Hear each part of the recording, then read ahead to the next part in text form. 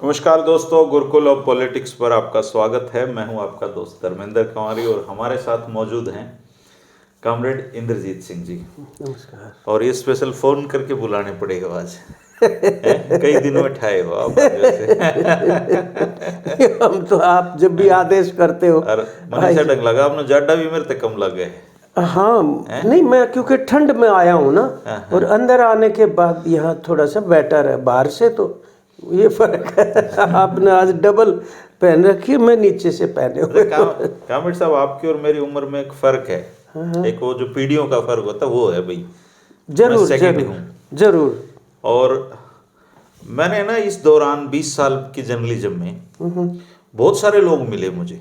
मतलब उस दिन आप ये मानिए कि दिन में मैं 15-20 अनजाने लोगों से तो जान पहचान कर ही लेता हूँ। या जाहिर है, हो जाते हैं, बहुत लोग मिले। जी जी। और राजनेता भी खूब मिले, आप जैसे सोशल वर्कर भी मिले, समाज के अलग अलग तरह के, जेल में अपराधी भी मिले जी। मतलब सब तरह के लोगों से बात करूं। लेकिन अगर पॉलिटिकल लोगों की बात करूं तो मैं हरियाणा विकास पार्टी के दौर से जब चीज़ों को ऑब्जर्व कर रहा हूं जी। रामचंद्र जांगड़ा जी, हाँ मुझे हमेशा एक धीर गंभीर और एक सामाजिक व्यक्ति के रूप में उनकी छवि थी। और पता नहीं क्यों मुझे ऐसा लग रहा है कि बीजेपी में जाने के बाद रामचंद्र जांगड़ा जी बस नाम के ही राम रह गए हैं। काम उनके बिल्कुल अपोजिट हैं।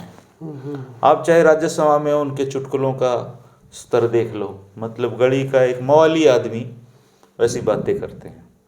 और अब तो रामचंद्र जी ने हद कर दी। मतलब किसान आंदोलन पे उनके जो वक्तव्य हैं कि 700 से ज़्यादा तो लड़कियां मतलब गायब हो गई।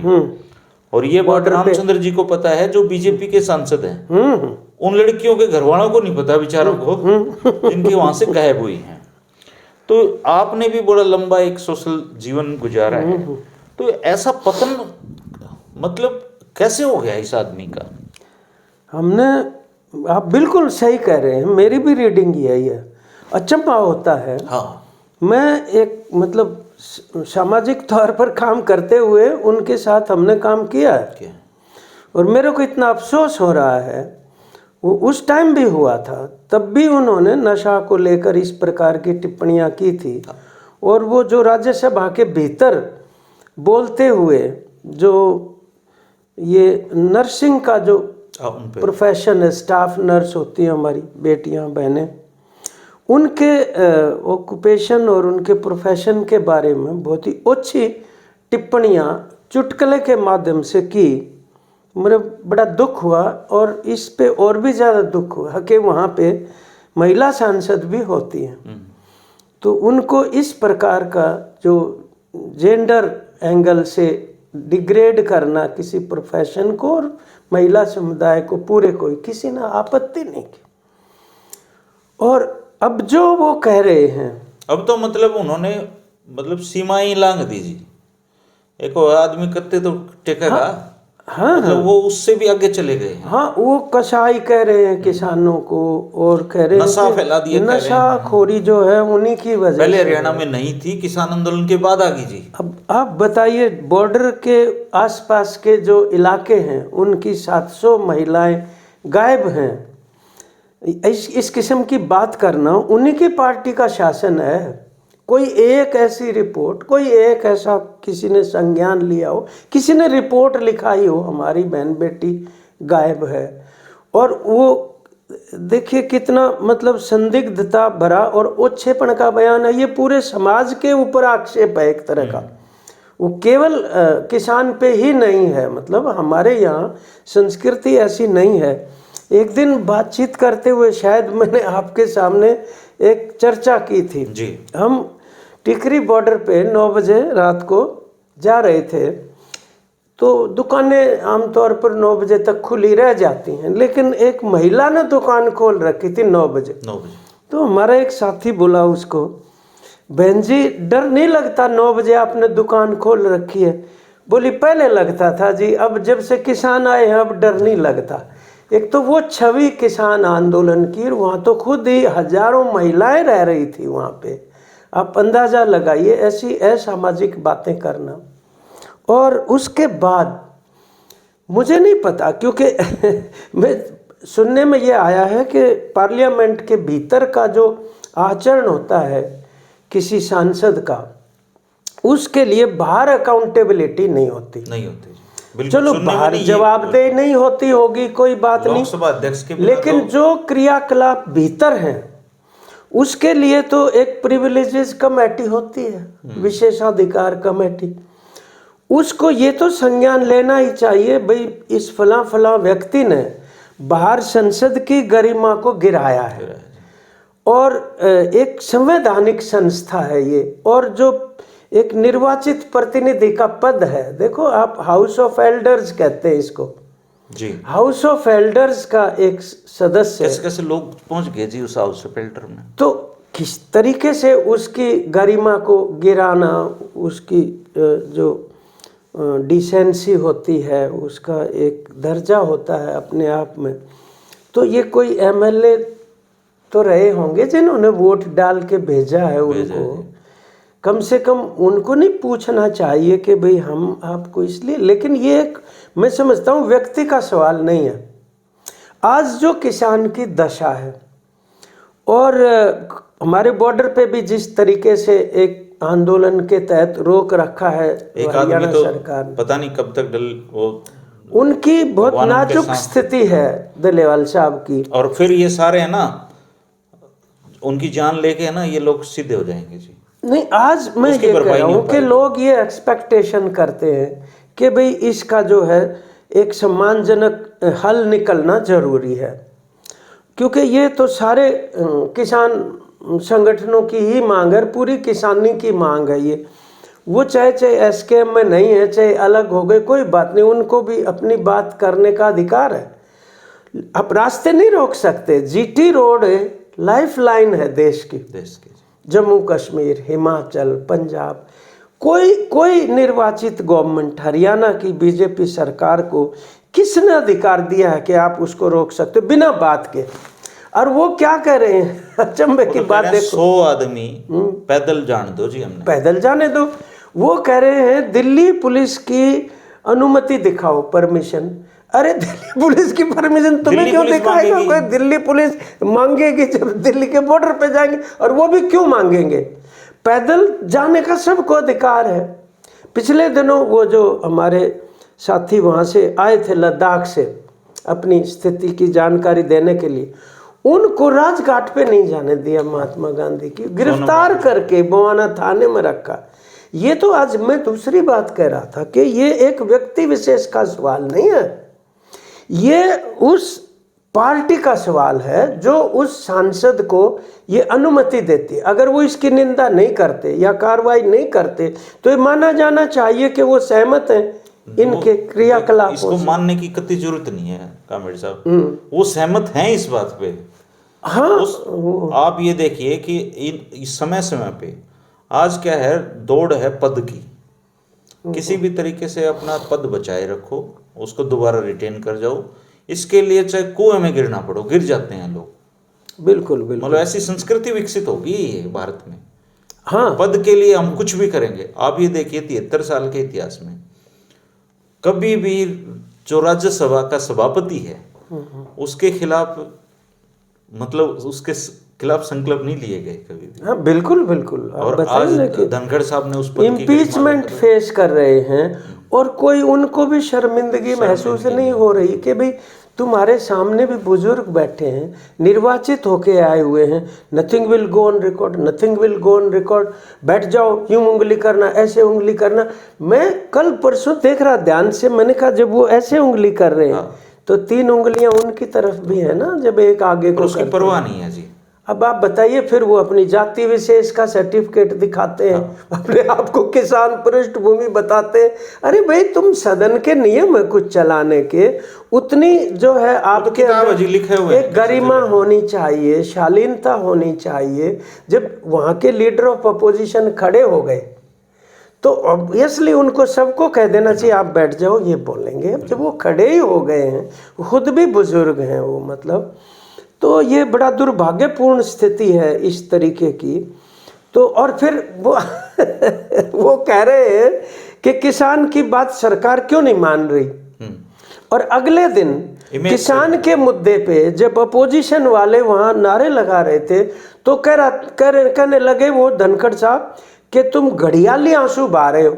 अच्छा, तुम्हारे वाले आंसू तो सही है, उनके सभापति की चेयर पे बैठा हुआ आदमी विपक्ष के किसी आदमी को ऐसा बोल कैसे सकता बताइए बताइए, मतलब इससे कोई गिरावट की कोई सीमा है जी? अच्छा, आपने पता नहीं नोट किया कि नहीं, मैंने तो नोट किया, ये जो नए वाला सदन है इस पे अध्यक्ष की जो कुर्सी आसन है ना वो पहले वाले से और ऊंचा है, थोड़ा और ऊंचा है। तो इतना ही ध्यान कर लें कम से कम कि इतनी ऊंचाई पे तुम। उसका काम है लोगों को बोलने का मौका देना, मैनेजमेंट करना, सबकी बात सुनी जाए, सबकी बात रिकॉर्ड में जाए, ये ध्यान। और टिप्पणियां करना काम थोड़ी सा। और विपक्ष के तो फालतू भी बोल जाए तो बल्कि उनको और भी ज्यादा कंसिडरेट उदार रहने की जरूरत है कि भाई आप बोलिए। अभी प्रियंका गांधी बोली स्पीच में, उसके पूरे स्पीच में से केवल एक शब्द हटाया गया है, अडानी।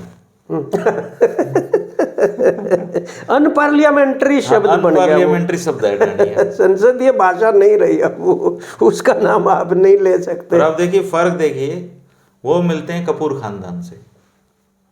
हाँ, सेम डे राहुल गांधी मिलता है किराना स्टोर वालों से। हाँ, दो तरह के भारत है यहाँ पे अब। और एक आदमी वो है जिसकी पार्टी खत्म होने जा रही है, करें कि कांग्रेस मुक्त भारत हो जाएगा। एक आदमी राज में है, वो कैसे लोगों से मतलब डील कर रहा है। किसान मतलब एक किसान नेता अपनी जान पे खेल के इतने दिन से धरने पे हैं, अनशन पे हैं, उनकी कोई सुन नहीं रहा है। और देश में पीआरशिप चल रही है। और मैं तो हैरान हूँ जी, ऐसी पीढ़ी अब तैयार हो गई है जो खाना खाते हुए अगर आप उनको कह दो कि किसान की सोचना चाहिए तो वो कहते हैं अनाज की क्या बात है, यहाँ से नहीं मिलेगा तो हम कहीं और से मंगा लेंगे। मतलब ऐसे पीढ़ियां, खतरनाक चीज ये है। कहते हैं ना कि फ्रांस में जब क्रांति हो रही थी उस टाइम पर वो जो महारानी थी उस टाइम पे तो राजशाही होती थी, तो उन्होंने ये पूछा ये लोग क्यों मतलब बगावत पे उतारू हो गए। तो वो बोले इनको ना रोटी नहीं मिल रही। तो बोली रोटी नहीं मिल रही तो ब्रेड खा ले इसमें क्या फर्क पड़ता है। तो ये तो वो लोग हैं जो अनाज की कोई कीमत नहीं समझते कि वो पैदा कैसे होता है। मुझे तो वो आपकी एक टिप्पणी बार बार ध्यान आती है, जो हल जोतते हुए बीज बोते हुए आपके फादर जो बोलते थे, मतलब मुझे वो याद तो नहीं हो रहा परंतु उसमें सार कितना है। अभी क्या है सर कि कामेड साहब, भारतीय जनता पार्टी ने आइडियोलॉजिकली लोगों के दिमाग को इतना कुंद कर दिया है कि जो समाज किन्हीं एक विषयों पे एक साथ चलता था, अब उन्हीं एक विषय पे वो पूरा समाज विखंडित कर दिया है इन्होंने। मैं इनका इसलिए दोष नहीं देता कि ये राज मतलब ठीक कर रहे हैं गलत कर रहे हैं। समाज में जो विभाजन इन्होंने खींचे हैं, आप ये देखिए कि जहाँ जिस जाति के ज़्यादा लोग हैं उस जाति के लोगों को दूसरी जातियों को लामबंद करके ये लोग उनको खलनायक बनाते हैं। बिल्कुल बिल्कुल। अब फॉर एग्जाम्पल यादव हाशिए की तरफ धकेलने के, यादव कम्युनिटी हरियाणा में बीजेपी के साथ जुड़ी हुई है, लेकिन यही यादव कम्युनिटी उत्तर प्रदेश में जाके बीजेपी के लिए बुरी कम्युनिटी बन जाती है। धर्म के नाम पे ये लोग विभाजन करते हैं। और रही किसानों के विषय की बात, आप ये देखिए हरियाणा और पंजाब और थोड़ा बहुत उत्तर प्रदेश के किसानों को छोड़ के किसान जागरूक भी तो नहीं हो रहा है। जागरूक तो हो तो रहा है। आंदोलन की बात आती है, ये 2 राज्यों के किसान दिखाई देते हैं हमें, ज्यादा से ज्यादा 4 राज्यों के जुड़ नहीं नहीं हो रहा है अभी। मध्य प्रदेश में तो 25 साल से राज है जी इनका, वहां पे किसानों की मंडी की कोई व्यवस्था ही नहीं है जी। नहीं है। आप और मैं दिल्ली में थे, अगर आपको याद हो तो मध्य प्रदेश के ग्वालियर के किसान हमसे मिले थे। उन्होंने बताया था जी हम तो फसल बेच, मंडी है ही नहीं, व्यवस्था ही नहीं है कोई मंडी ना। बिल्कुल बिल्कुल। आप इनके गुजरात में जाके देख लीजिए। आप ये देखिए हमारे यहाँ मंडी जो एपीएमसी कहते हैं, agriculture produce market committee act, ये कानून 1939 में बना था प्रोविंशियल गवर्नमेंट में, जो छोटूराम मिनिस्टर थे रेवेन्यू के। वो एक लैंडमार्क आप कह सकते हो हिस्ट्री का, जहाँ तक एग्रीकल्चर का ताल्लुक है। तो तब का बना हुआ एक्ट है। 3 कानून जब लेके आए ये 2020 में, और उसके खिलाफ 13 महीने का आंदोलन चला, और नवंबर में माफ़ी मांगनी पड़ी प्रधानमंत्री को और वापस लिया उन्होंने उन कानूनों को। आज अभी ये जो 25 नवंबर अभी जो गया है, उस दिन एक लेजिस्लेटिव स्टेप का एक ड्राफ्ट जारी हुआ है। उसमें है proposal for regulation of market committee system, और उसको आप पढ़ेंगे अगर तो दोबारा से वही 3 कानून वापस लाने का एक पृष्ठभूमि तैयार हो गई है। और उसमें ये लिखा है कि मतलब शब्द बहुत अच्छे अच्छे हैं सारे वो कि किसानी को क्या क्या फ़ायदा पहुंचाएगा। में लिखा कमिश्नरी लेवल पे एक प्राइवेट मंडी अभी शुरू हो जाएगी, उसके बाद हर डिस्ट्रिक्ट में एक प्राइवेट मंडी होगी, और उस मंडी के अंदर जो प्राइवेट कंपनियां आएंगी उनसे मार्केट फीस नहीं ली जाएगी, और जो दूसरे टैक्सीज उनसे भी छूट रहेगी। अब उनके तो पहले ही वो साइलो बहुत बड़े बड़े भंडार बने हुए हैं, तो वो सीधा ही उठाएंगे। उनके लिए तो एक ट्राली ऐसे जैसे एक मुट्ठी डाल दी। हाँ जी। और जब उनके ऊपर कोई लायबिलिटी है नहीं फीस की और टैक्सेस की, तो ये निश्चित बात है कि वो किसान को 100-200 रुपये प्रति क्विंटल फालतू देना अफोर्ड कर सकते हैं, और वो अफोर्ड करेंगे तो वहीं जाएंगे किसान फिर वहीं जाएगा। और मंडी जब 2 साल के बाद बंद हो जाएगी, तब उसके बाद वो अपनी मन मर्जी से खरीदेगा। वो खरीदने की भी जरूरत क्या है, वो रेट जरूरत होगी तो खरीद लेगा, नहीं रेट नहीं लगाएगा, ना खरीदने की वो जरूरत पड़ेगी उसको। ये उसी दिशा में जाने वाली बात है, और इसका बहुत गंभीर संज्ञान लिया गया है। ये उसी दिशा में बढ़ने वाला एक कदम है। लेकिन जो आप कह रहे हैं किसानी की जो दशा है, मतलब इसके बावजूद, क्योंकि पंजाब और हरियाणा दोनों मंडी से जुड़े हुए हैं अभी जब ये आंदोलन किसानों के चल रहे हैं तो सुप्रीम कोर्ट में किसी ने मुकदमा नहीं किया। एसकेएम ने संयुक्त किसान की सुओ मोटो, उन्होंने ये कहा कि भाई ये किसानों की बार बार मांग उठती है, इसका हल क्यों नहीं होना चाहिए। और उन्होंने अपने तौर पे ही एक कमेटी बना दी, उसमें कृषि विशेषज्ञ भी हैं, उसके अंदर साइंटिस्ट भी, उसमें वाइस चांसलर वगैरह भी हैं। चलो, उन्होंने अध्ययन करके अभी कोई 1.5 महीना पहले एक मतलब रिपोर्ट तैयार की है उसमें ये लिखा है कि हरियाणा और पंजाब के किसानों के ऊपर कर्जा इसलिए है क्योंकि उनको लागत के अनुसार न्यूनतम समर्थन मूल्य नहीं मिल रहा, और 7,630 करोड़ रुपए का कर्जा हरियाणा के किसान पे है, और 73,000 करोड़ रुपए से ज़्यादा का कर्जा पंजाब के किसान के ऊपर चढ़ा हुआ है, जिसमें से 32% कर्जा हरियाणा में प्राइवेट मनी लेंडर्स का है, यानी बैंकों का नहीं है, जिसका आप अंदाज़ा लगा सकते हो ब्याज की कोई सीमा नहीं है। मतलब अब जब वो स्थिति रहेगी तो निश्चित तौर पे वो कर्जे में जाएगा।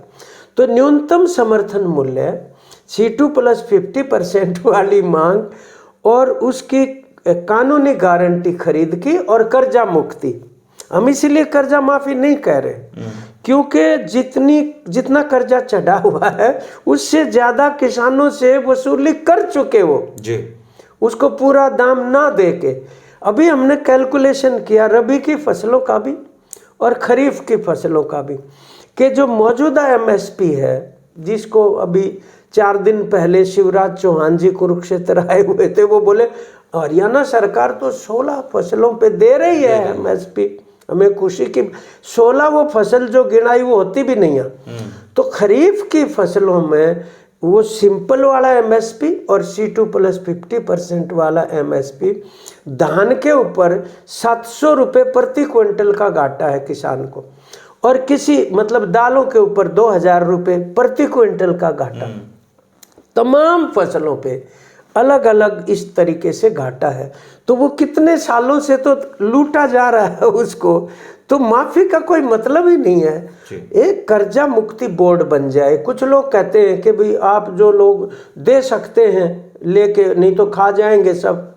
वो 16.5 लाख करोड़ रुपए कारपोरेट खा गए, उनके तो माफ कर दिए, खुश हो गए। को तो छूट हम ये कहते हैं जो नहीं देने की स्थिति में ना, हम उसकी कर्जा मुक्ति की मांग कर रहे हो, बोर्ड बता दे स्टडी करके, और वो बोर्ड ये देखे कि दोबारा से कर्जे में वो ना जाए, उसके लिए क्या सिफारिश की जाए। मतलब ये इस बात की गंभीरता से जरूरत है। वो सुप्रीम कोर्ट की खुद कमेटी है, और इसके बावजूद भी वो कोई मतलब चिंता इस तरीके से कर नहीं रहे। जो किसानी चाहे बेशक उसका 15% जीडीपी में मतलब योगदान है, उसका जो हिस्सा है, लेकिन इसके बावजूद भी आधे से ज़्यादा लोग अपनी आजीविका के लिए, रोजी रोटी के लिए कृषि पे निर्भर है भारत में अभी भी।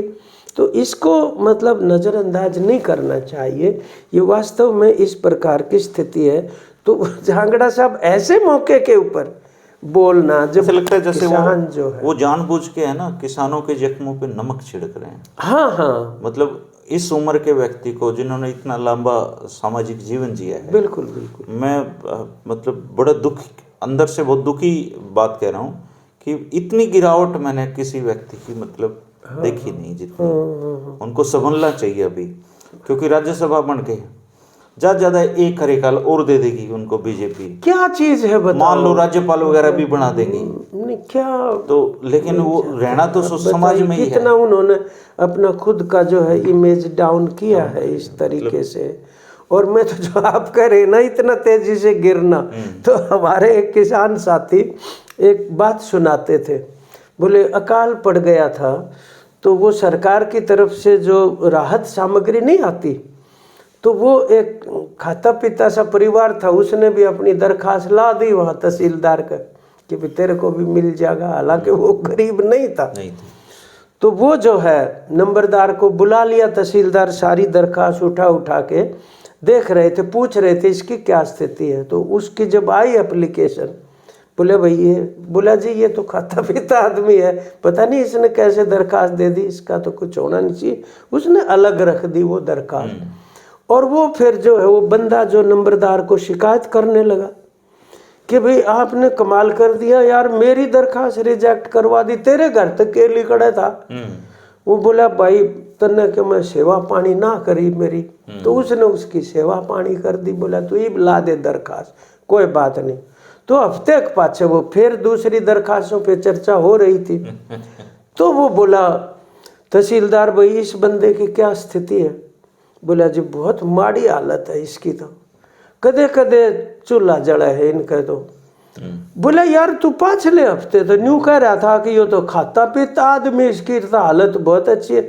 बोला तहसीलदार साहब आपने एक बात बताऊं, जितना तेजित नाश होता मैंने इस खानदान का देखा है ना, इतना कदे नहीं देखा किसी का। तो ये तो वो काम कर रहे झांगड़ा साहब, तो इतनी तेजी के साथ पता नहीं क्या प्राप्त करना चाह रहे हैं वो, ऐसी स्थिति बनी। भगवान उनको, मेरी ये दिली इच्छा है कि वो जो भी प्राप्त करना चाहते हैं मोदी जी तत्काल प्रभाव से उनकी इच्छा को पूरा करें।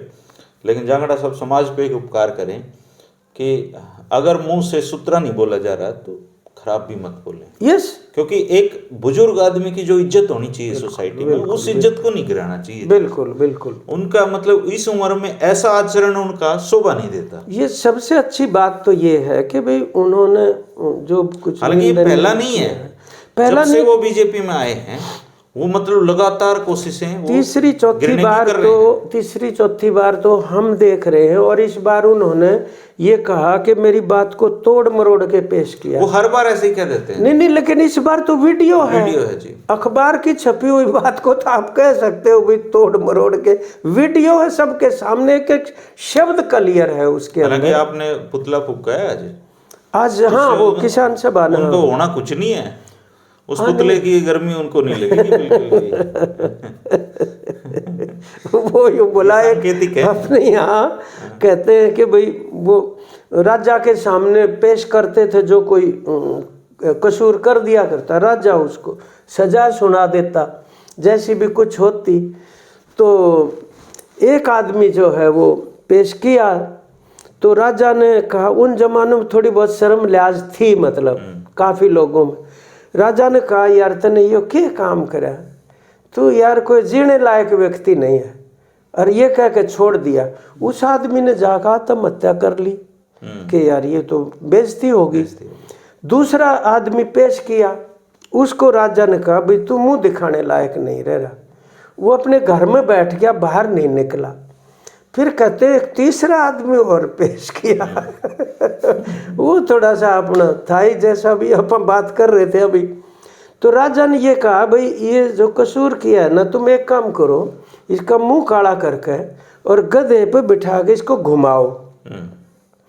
तो जी वो घुमाने लगे तो उनका अपना ही घर आ गया घूमते घूमते। उसकी घरवाली बाहर खड़ी थी, ने बोला ताता पानी चढ़ा ले, 2 गाड़ और रह रही नहाऊंगा आके अब इनका क्या कर ले बीजेपी वाला का, ये तो वो है मतलब जिनका कोई शर्म कुछ नहीं हो सकता जी, हद हो गई। मतलब वो पुतले पतला की भी कहाँ परवाह। लेकिन हम तो आम जनता के सामने ये कहना चाहते हैं भाई इस प्रकार के सवाल छोड़ना जरूरी है जी, आइसोलेट करना चाहिए, लोगों को इकट्ठे होकर निंदा करनी चाहिए, ये जरूरी है। तो उनका भी फर्ज बनता है, लोगों 2-4 गणमान्य लोगों को उनको जाके कहना चाहिए जी जी कि भाई साहब बतेरा हो लिया, हाँ ठीक करो। और हरियाणा में देखो इस बात की ज़रूरत है कि हम तो खेती पे निर्भर है, और अब स्थिति ये हो गई कि नौकरी है नहीं, रोजगार तो वो निकाल नहीं रहे अब तो वो क्या करते हैं, वो कौशल रोजगार ऐसा चला दिया उसके। अब बाहर जा रहे हैं ज़मीनें बेच बेच के बच्चे, अब क्या बनेगा क्या नहीं बनेगा। तो कम से कम कृषि को कुछ न कुछ तो बर्बादी से बचा लो तुम, ताकि उसमें ही कुछ वो लगे रहे मतलब। और उसके लिए बहुत दूरगामी, आप देखिए हमारे यहाँ कोई ऐसा कमीशन या कोई एग्रीकल्चर पॉलिसी नहीं बना रखी अब तक भी नहीं है जी कि भाई ये स्टेप लिए। बाकी प्रदेशों में चलो, पंजाब में झूठी साची अब एक बना के उन्होंने अभी पब्लिश की है वो इस प्रकार की रिपोर्ट। तो ऐसा प्रदेश का जो मतलब आर्थिक स्थिति बहुत खराब है हमारे यहाँ, बेरोजगारी को लेके लगा। गांव में जी बहुत बार मैंने देखा है कई नशाखोरी को एक टाइम सब्जी बनाने का भी बहुत नहीं है जी, ये सच्चाई इसी हरियाणा की है। नहीं नहीं, ये वास्तव में बहुत ही चिंता का सवाल है। आप देखिए, और कुछ नहीं तो कई लोग ना ये समझते हैं, ये मनरेगा का जो सवाल आता है ना कि भाई मजदूरों को काम का बदनाम इतनी कर रखी है जी। नहीं, बदनाम तो उन्होंने कर दी ना, खड्डे खोदने का काम है बोला ये। जबकि वास्तव में कई तरह के कृषि संबंधित कार्य ऐसे हैं जो मनरेगा की मार्फत हो सकते हैं और वो किए जाने चाहिए, लेकिन इसके अंदर भ्रष्टाचार भी और ऊपर से बजट काट रहे हैं बार बार। और मैं तो इसलिए चर्चा की इसकी कि केवल मजदूर नहीं है, किसान भी जाते हैं मनरेगा का काम करने। मैं व्यक्तिगत रूप से जानता हूँ कई किसानों को जो जाते हैं, मजदूर हैं जी, जाते हैं।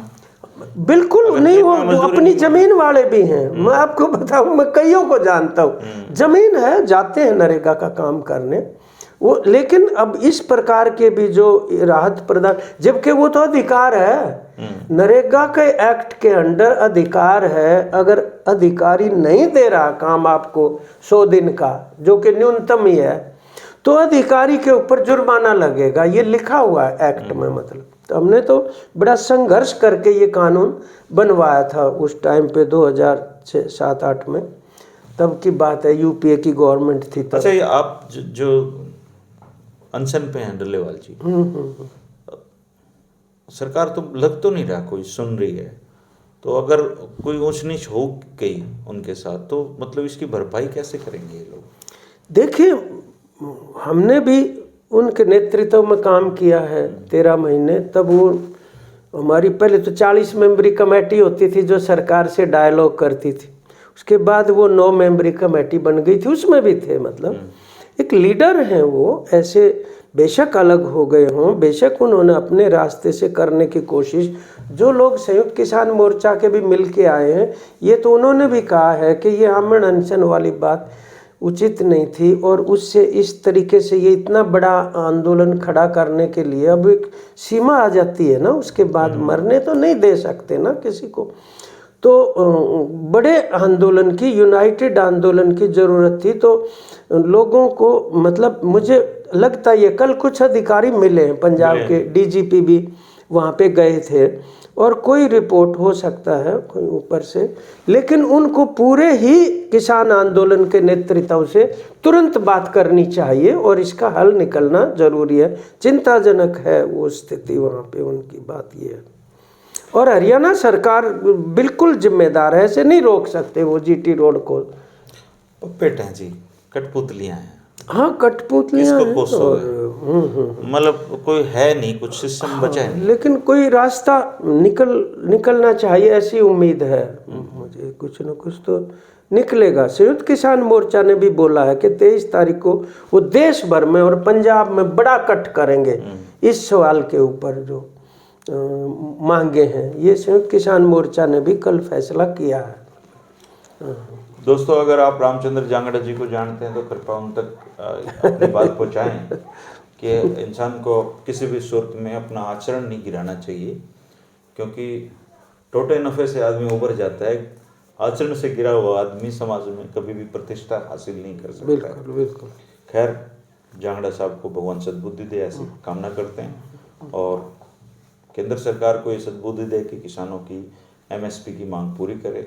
हालांकि इन प्रार्थनाओं का कोई असर होना नहीं है जी। कुछ तो लेकिन फिर होता भी है जो करनी चाहिए। वो हमारे यहाँ ना, जब हम जेल में थे तो एक बुजुर्ग थे सिरसा के, वो कुछ बात कह के फिर आप बाद में कहते थे कि जो दिल से निकलती है असर रखती है, पर नहीं, यानी पंख पर नहीं, काबिले परवाज, उड़ने की ताकत। दिल से जो निकलती है असर रखती है, पर नहीं, परवाज नहीं, काबिले परवाज मगर रखती है। तो ये बात है, आपके दिल से निकलेगी तो जरूर असर करेगी। तो कामड़ साहब, हम तो यही उम्मीद करेंगे कि सरकार मतलब कोई समाधान निकले। अवश्य अवश्य जी, बिल्कुल बिल्कुल। आप क्या कहेंगे इस बारे में कमेंट करिए दोस्तों, और शुक्रिया आपका। नमस्कार, धन्यवाद।